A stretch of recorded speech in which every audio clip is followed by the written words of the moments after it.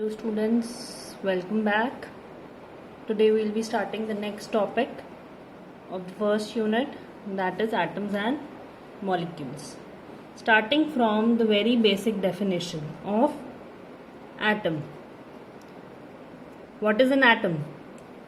Atom is the smallest particle. हम लोगों ने last time Dalton atomic theory में डिस्कस किया था. क्या होता है? Atom is the smallest particle of an element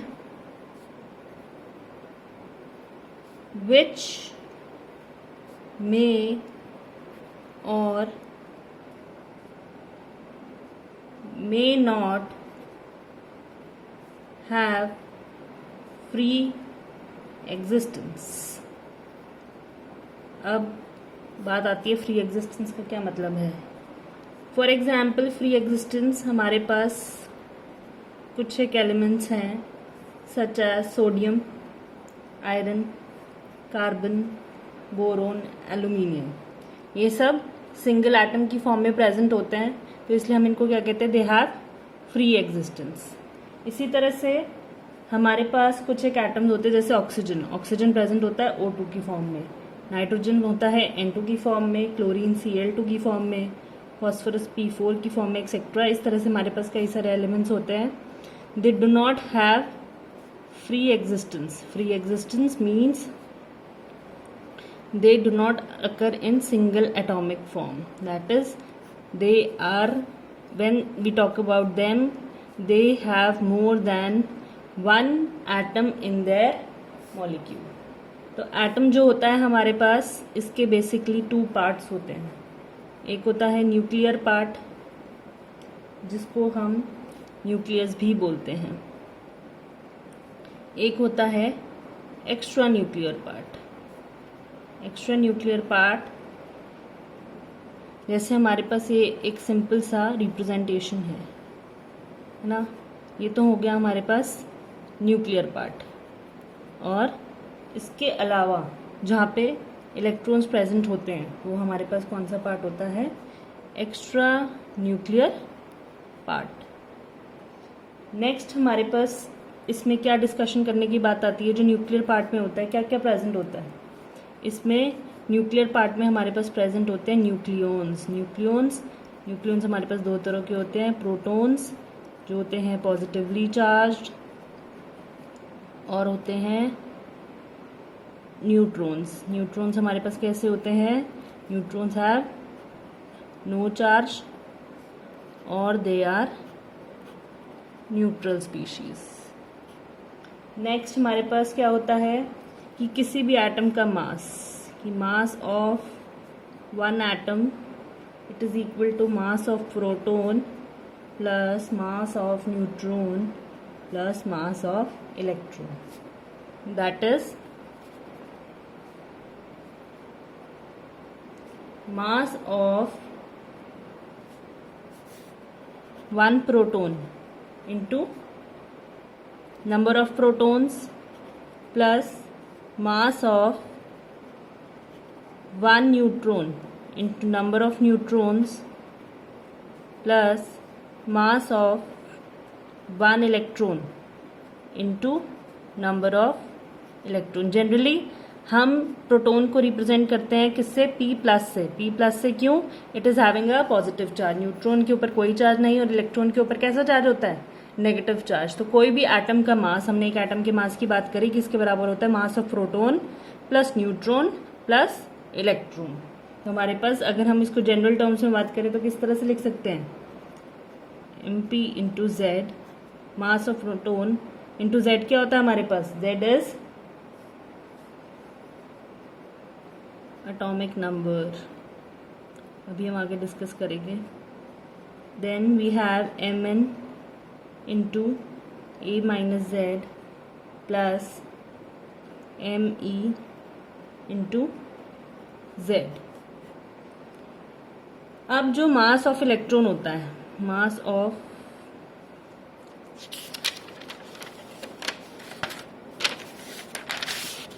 हम लोग बात करते हैं कि जो मास ऑफ इलेक्ट्रॉन होता है बेटा, it is 1/1840 times mass of proton. तो हमारे पास क्या आ जाता है, इसको हम कहीं ना कहीं इग्नोर कर देते हैं। तो हम मास ऑफ एटम किसके बराबर लेते हैं, m into mass of proton plus mass of neutron के बराबर ले लेते हैं, क्योंकि ये जो इलेक्ट्रॉन का मास है ये बहुत ज़्यादा कम होता है as compare to the mass of proton and mass of neutron. तो हमारे पास मास ऑफ वन एटम किसके बराबर आ गया, नंबर ऑफ न्यूक्लियॉन्स। न्यूक्लियॉन्स कौन से पार्टिकल होते हैं, जो न्यूक्लियस के अंदर प्रेजेंट होते हैं, multiplied by mass of one nucleon. तो जो हमारे पास एक टर्म होती है mass number, mass number it is equal to number of protons plus number of neutrons. तो बेसिकली होता क्या है, ये हमारे पास किसका सम होता है, mass number is equal to number of nucleons. तो हमारे पास ये हमेशा होल नंबर में होते हैं, तो इसलिए it is always an integer, it is always an integer. Whereas हमारे पास जो मास एटॉमिक मास जो होता है, हमारे पास एटॉमिक मास एक टर्म होती है, वो हमारे पास कैसा होता है, फ्रैक्शनल। कैसा होता है, फ्रैक्शनल। अब हमें पता है मास नंबर हो गया mass of protons plus mass of neutrons. इसको हम रिप्रेजेंट करते हैं ए से, जो आपने पीछे देखा था ना, हमने लिखा था a minus Z and Z. और इसी तरह से हमारे पास एक टर्म होती है atomic number.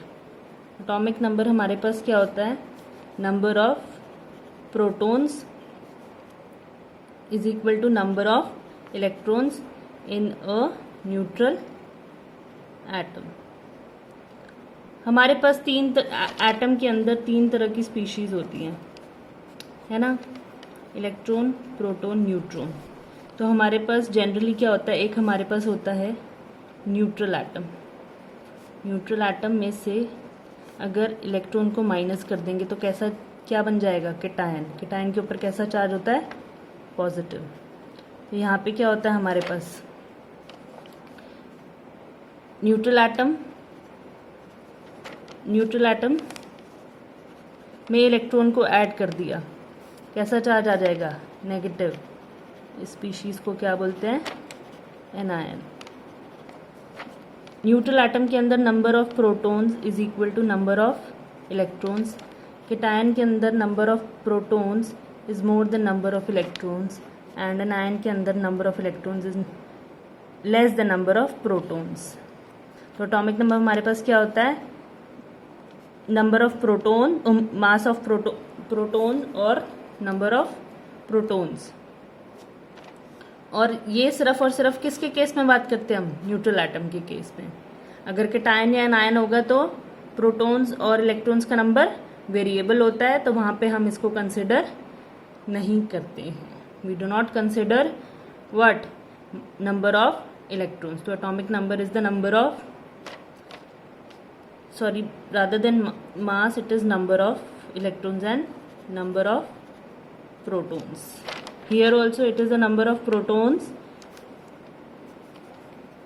plus number of electrons. Next, coming to the term regarding mass of atom. Mass of atom हमारे पास हम तीन टर्म्स में बात करते हैं, किस तरह से,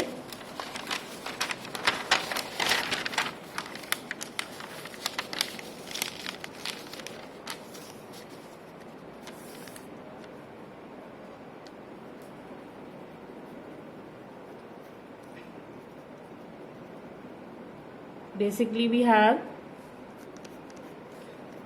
relative atomic mass, जिसको हम रैम बोलते हैं शॉर्ट फॉर्म में. Then we have atomic mass, जिसको हम एम बोलते हैं शॉर्ट फॉर्म में. Then we have gram atomic mass. तो सबसे पहले हम डिस्कस करेंगे what is relative atomic mass.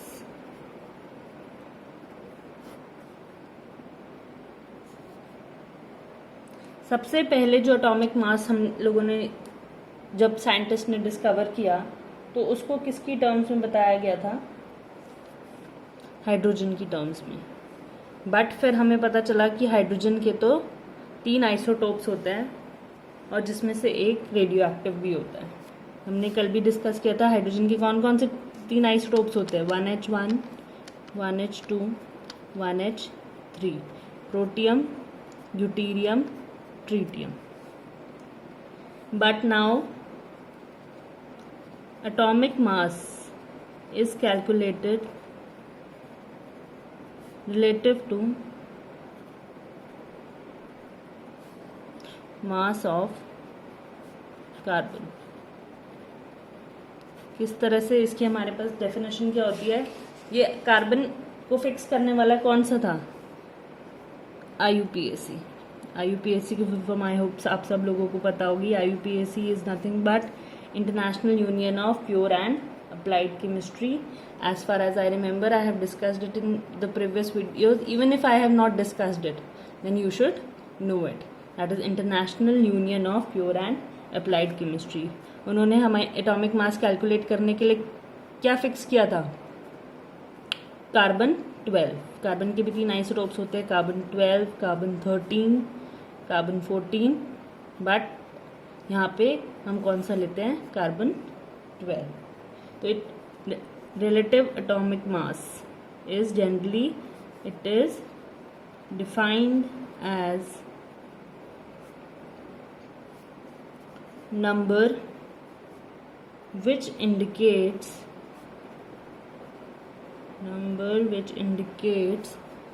how many times the mass of one atom of an element is heavier than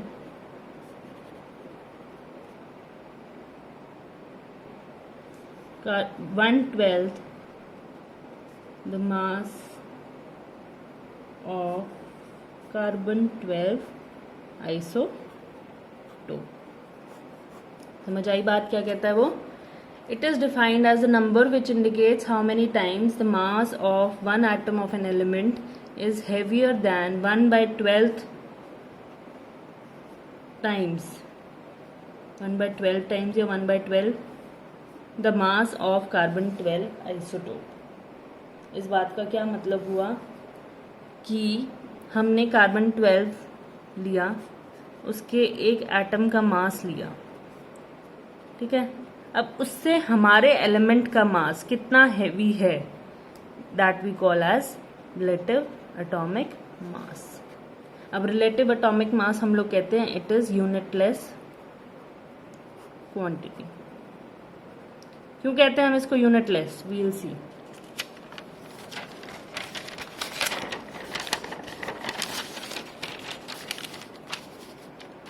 हम लोग क्या मानते हैं?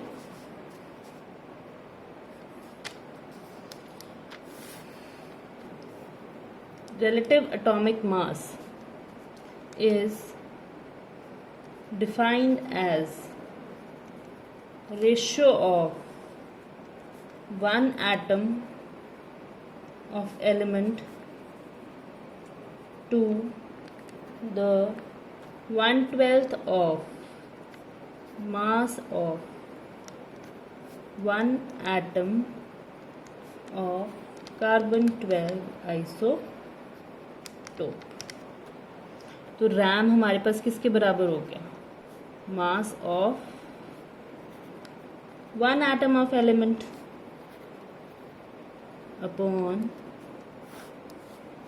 1/12 of mass of carbon 12 atom.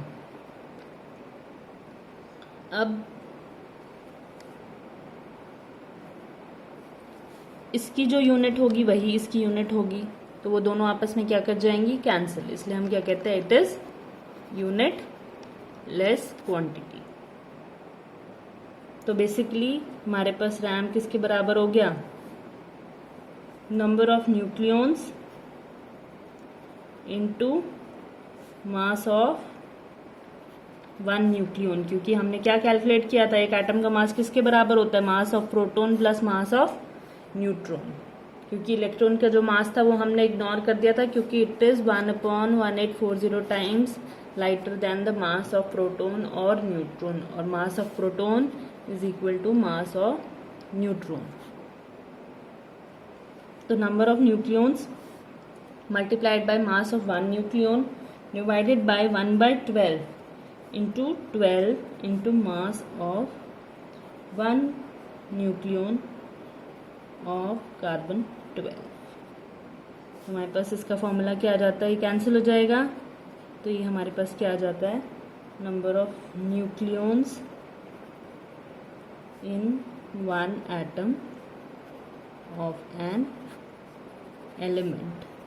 यानी कि हमारे पास रिलेटिव एटॉमिक मास क्या हो गया, मास of proton, number of proton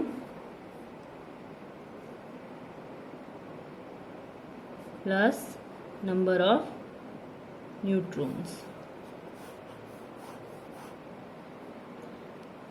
कि किसी भी अगर एलिमेंट का रिलेटिव एटॉमिक मास मुझे दे रखा है कितना, 5, तो इसका मतलब क्या हो गया, then number of nucleons in the atom is 5, या फिर mass of the atom is 5 times heavier the mass of 1 nucleon. वो न्यूक्लियन कुछ को हम कुछ भी मान सकते हैं, इलेक्ट्रॉन, इलेक्ट्रॉन नहीं आएगा, न्यूक्लियस में क्या क्या प्रेजेंट होता है, प्रोटॉन या न्यूट्रॉन।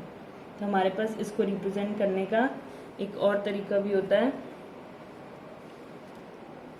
XAZ। अब हमारे पास जो A होता है इसमें से हमारे पास क्या होता है, कि पहले भी ये भी क्या था, number of protons plus number of neutrons. I hope this is clear to you. Next we will be starting with the next term that we have atomic mass. ये तो था हमारे पास रिलेटिव एटॉमिक मास।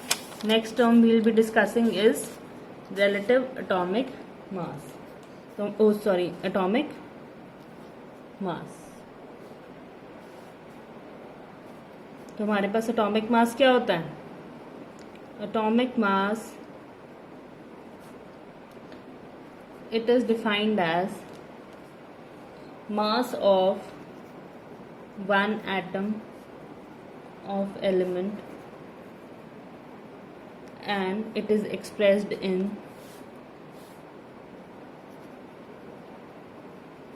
AMU। AMU हमारे पास क्या होती है, एटॉमिक मास यूनिट, और ग्राम्स में हम इसको एक्सप्रेस करते हैं। तो हमारे पास एटॉमिक मास, इसको हम या तो AMU से डिफाइन करते हैं या हम इसको सिंपली U से डिफाइन करते हैं। तो 1 AMU is defined as 1/12 of mass of 1 atom of carbon 12 isotope. वही बात है घुमा फिरा के, फर्क बेटा सिर्फ और सिर्फ इतना है कि यहाँ पे हमारे पास यूनिट होती है, वो क्या था, यूनिट लेस, उसकी कोई यूनिट नहीं थी।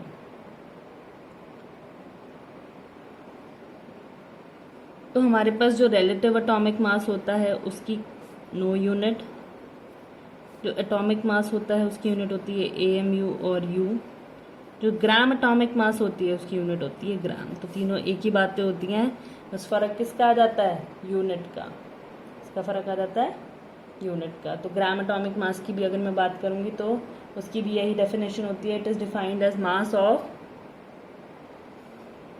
Atoms in grams.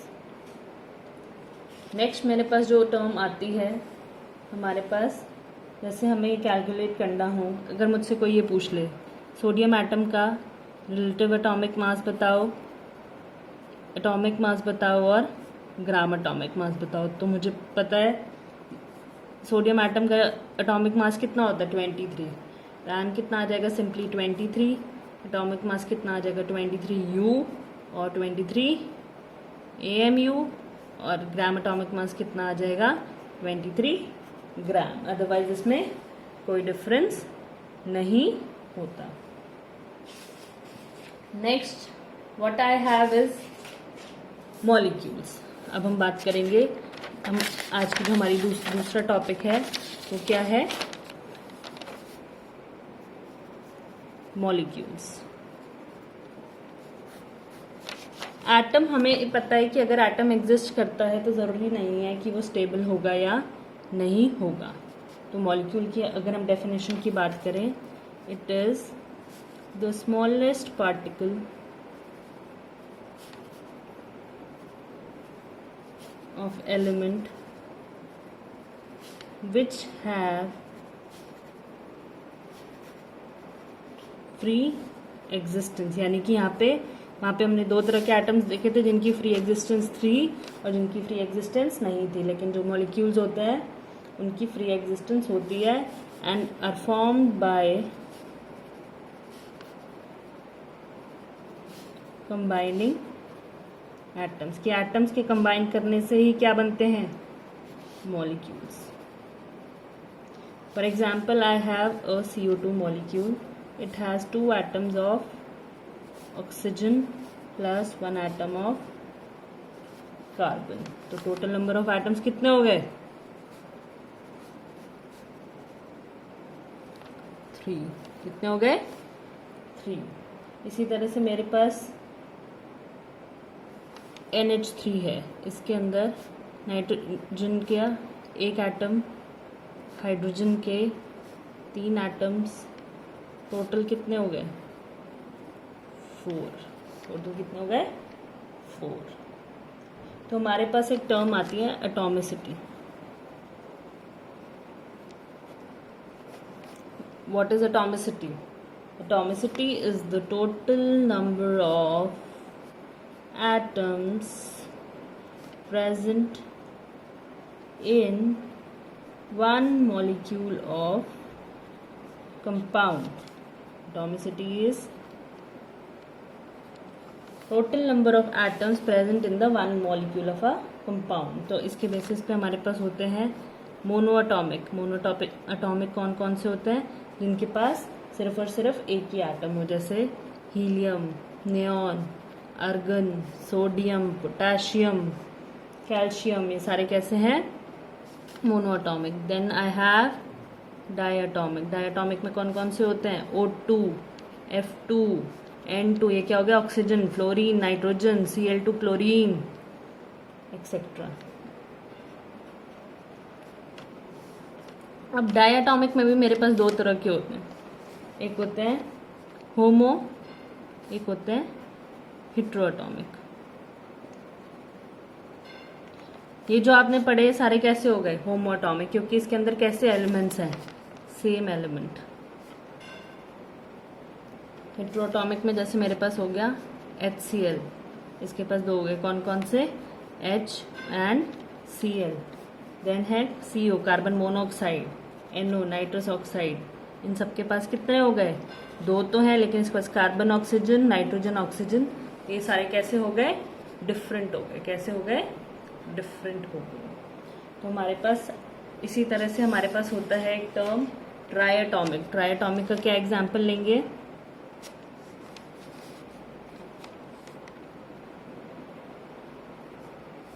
O3 होता है ओजोन, है ना, यहाँ O2 था, यहाँ O3 है, तो फर्क किसका है, एटॉमिसिटी का। ये कैसा हो गया होमोएटॉमिक। CO2 हो गया, N2O हो गया, H2 हो गया, ये सारे कैसे हैं, heteroatomic. These are heteroatomic in the category of triatomic. These are heteroatomic in the category of triatomic molecules. Now next I have is कुछ एक कंपाउंड्स में लिख रही हूँ. You have to calculate atomicity of those compounds. जैसे NH4 whole twice SO4, C2H6 CH3 COOH, C6H6, इन सब की आप लोग एटॉमिसिटी कैलकुलेट कर सकते हैं. And you can ask me later. Next I have with me, इसी तरह से मेरे पास एक टर्म आती है molecular mass.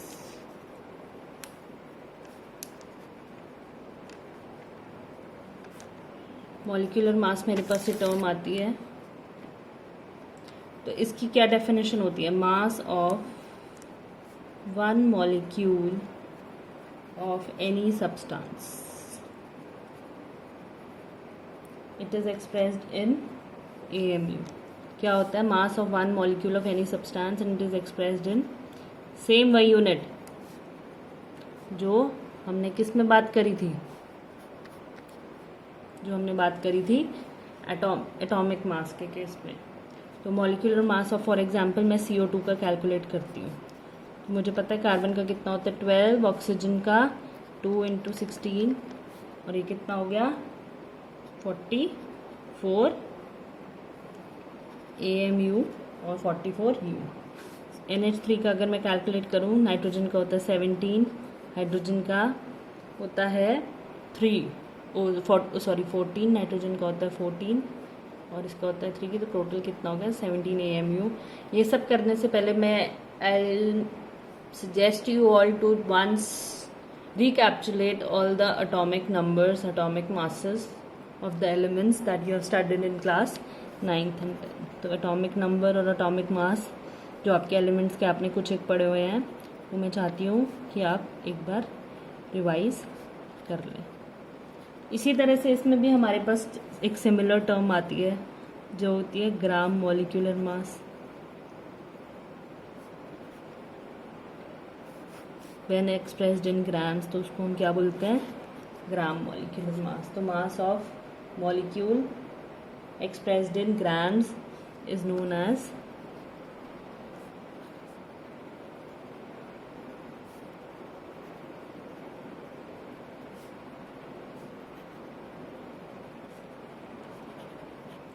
Gram molecular mass. Then I have a term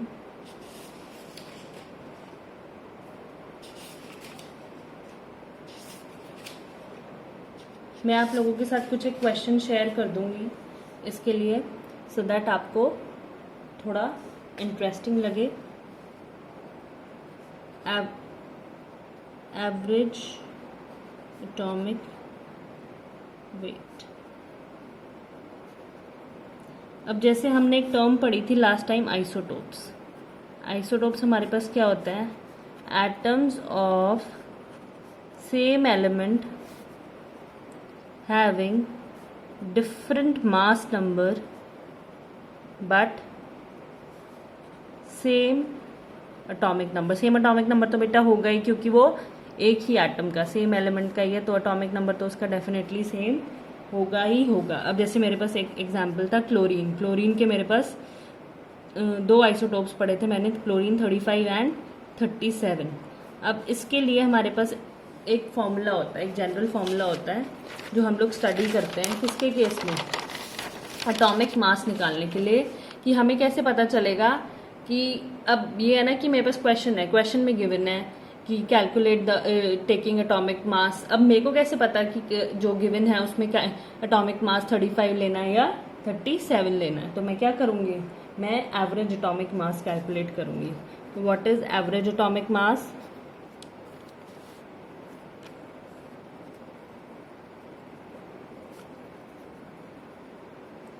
It is defined for those elements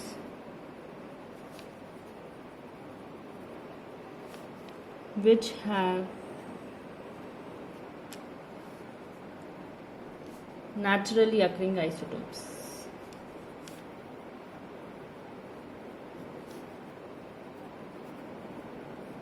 जैसे मेरे पास है सबसे पहले chlorine 35 and chlorine 37।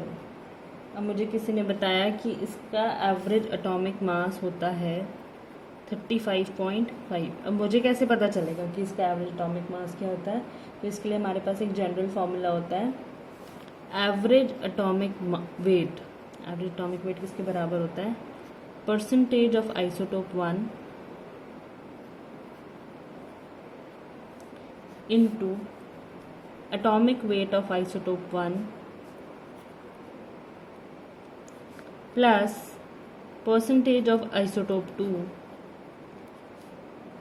into average weight of isotope 2 divided by percentage of isotope 1 plus percentage of isotope 2। तो ये हमारे पास जो percentage given होती है, जैसे मेरे पास एक क्वेश्चन है, जैसे क्लोरीन के आइसोटोप्स हैं 35 एंड 37। इफ़ क्लोरीन 35 की परसेंटेज मुझे गिवन है, नेचुरल अबंडेंस कितनी 75%, और 37 की कितनी गिवन है?